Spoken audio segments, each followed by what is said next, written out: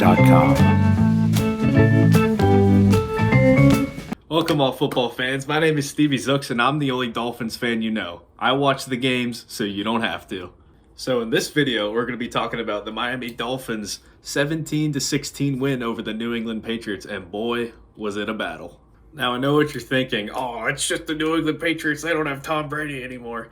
But you got to still think. I mean, the offseason the Patriots had, they drafted their QB in the first round, Mac Jones, who had a great day too, as well as Tua did. The Dolphins drafted Jalen Waddle with their, pretty sure it was fifth overall pick of the first round, which he also had a big touchdown that basically won the game for the Dolphins. But when you really look at it, the Dolphins are still a young team, and to go up into Foxborough to go beat a top head coach in Bill Belichick, who may just be the best head coach of all time. The Patriots also signed two of the best tight end talents for free agency wise, which is Jonnu Smith and Hunter Henry. So when you really look at it, the Dolphins win in week one was maybe a little bit more impressive than most people thought. Even most bettors took the Patriots over the Dolphins. And I thought what was more impressive about their win is because it was one of the standalone games that was at 4:25 in the afternoon. Most of the time, most teams play at 1 o'clock in the afternoon, but I guess they bumped it up for the Dolphins, and it was big, and they came up big. So it all started out with the Dolphins winning the coin toss, and they elected to defer to the second half. So they kicked the ball off to New England, and Miami eventually got a stop with that bend but don't break defense. Then on Miami's first drive, they went in and scored a touchdown, capitalized by Tua's rushing touchdown on the 4-yard line, which was his only rushing attempt of the game, but still it was one of the biggest runs that he could have had in his career so far. Tua ended up having a pretty solid day. I mean, he passed for 202 yards, which is, gosh, that's what we've been waiting for, honestly. Even though it's not 300 yards or 400 yards like a Mahomes would get, still, to watch him try to push the ball down the field more than he did last year was like a blessing. This is like what we've been waiting for. So that's why this was very exciting to watch him throwing 40-yard bombs to Waddell and Devontae Parker, and he even threw for a touchdown too. But for the most part, the Dolphins struggled to score after that first drive touchdown. They only got 3 points in the second quarter, matched to New England's 10 points in the second quarter. So at halftime, they were both tied 10-10. Mac Jones, the New England's first-round quarterback, their rookie that just started playing, that was his first game, he honestly looked pretty well. He had poise in the pocket. Miami was rushing 5-4, or having a lot of blitzes on him, and he seemed to pick it up pretty well because he was always hitting the open receiver. And for a head coach that's looking at a young quarterback, he did exactly what he needed to do. He kept New England in the game the whole time, and he kept the Dolphins defense on their toes the whole time. So going into halftime, it was 10-10. But the big part was the Dolphins got the second half kick to start it off. With the Dolphins receiving the second half kick, they did push the ball down the field, and they ended up scoring a touchdown.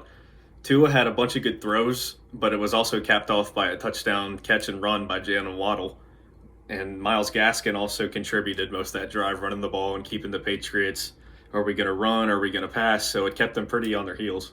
Call me a biased Dolphins fan if you want, but this is a pretty big moment in Dolphins history because this is a young talent we have in Jalen Waddle that we drafted because we didn't have enough perimeter help to help Tua, and Tua's finally throwing and slinging the ball all around. So I'm hoping this is the start of something really good, and I hope in the next week's game versus the Buffalo Bills they can keep doing all this different stuff. But like I said, I'm an unbiased Dolphins fan, and I could say after that touchdown, the offense really didn't do anything.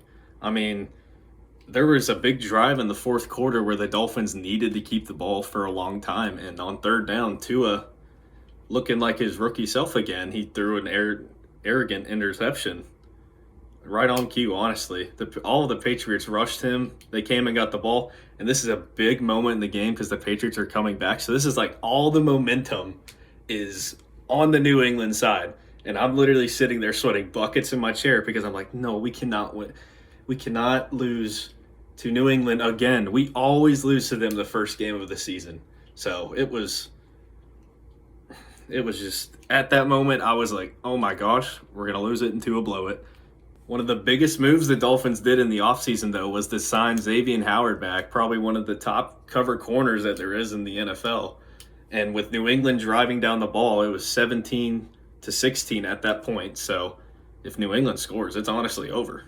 If you watch Miami Dolphins football from last year, you can definitely see that where Miami makes their money is on their defense, and the biggest part of the defense is Xavier Howard, and it showed late in the fourth quarter to help the Miami Dolphins win.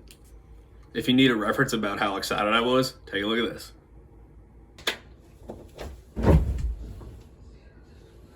So really, to summarize the game, it's always going to be a sloppy game versus New England. We always know it's going to be a dogfight. But I think the story was Tua really finally coming out of his shell and starting to throw the ball a little bit deeper to everyone else. Like, we knew the defense was already going to come in and look great. This is probably a top 5 defense team. I think that's very unbiased, by the way. But coming from a team that's defense first, you kind of just felt like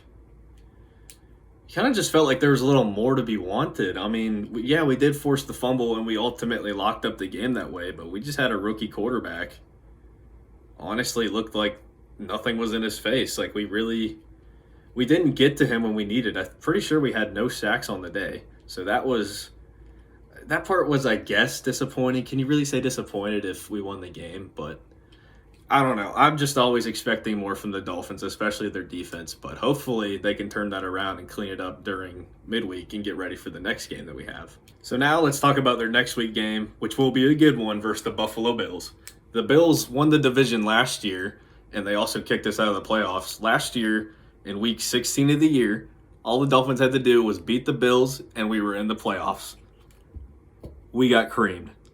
So like all Dolphins fans like me, just know that's in the back of my head. I hope it's in the players' back of the head because it's going to be a really good game versus probably one of the best teams in the AFC. If we're gonna be a good team, we need to beat a team like this finally.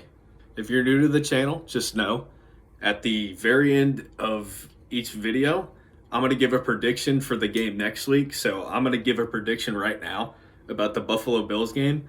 And as an unbiased Dolphins fan, I'm going to pick the Dolphins, and because it's at Miami, it's at home. The Bills just had a tough loss to the Patriots last week in which their offense looked terrible. So I think I'm going to go 27-24. The Dolphins finally get the win, and they move to 2-0 in the season. Thank you all for watching, and if you enjoyed the video, hit the thumbs up for the like. Be sure to subscribe. Be sure to comment if you think I'm an idiot, and I will be sure to comment back at you when the Dolphins win. Fins up.